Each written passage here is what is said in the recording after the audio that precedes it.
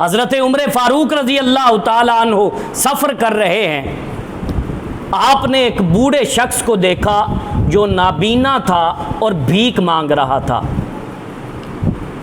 آپ رکے اور رک کر آپ نے پوچھا کہ بوڑھے میاں بھیک کیوں مانگ رہے ہو؟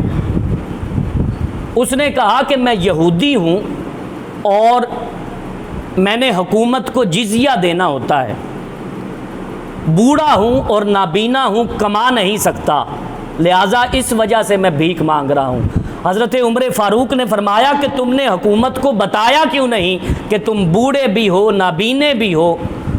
تو اس نے کہا کہ بس میں نے جزیہ دینا ہوتا ہے، اس وجہ سے میں بھیک مانگ رہا ہوں۔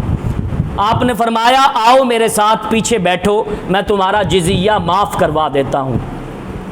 آپ نے اپنے ساتھ بٹھایا اور مولا علی شیر خدا کے پاس لے گئے، وہ اس وقت وزیر خزانہ تھے۔ آپ نے فرمایا مولا علی سے کہ یہ بوڑھا ہے، ہماری رعایا میں رہتا ہے، یہ نابینا بھی ہے، یہ بھیک مانگ رہا تھا، لہٰذا اس کا جزیہ بھی معاف کر دیا جائے اور اس کا ماہانہ وظیفہ بھی لگا دیا جائے۔ حضرت عمر فاروق نے جب مولا علی کو یہ کہا تو مولا علی درہم لینے کے لیے گئے کہ اس کو دیں، تو وہ شخص اب نابینا تھا، دیکھ تو نہیں سکتا تھا کہ کتنی پیاری ہستیاں ہیں۔ اس نے سوال کیا کہ آپ ہیں کون جو مجھے یہاں پر لے کر آئے ہیں اور جن سے مخاطب ہیں وہ کون ہیں؟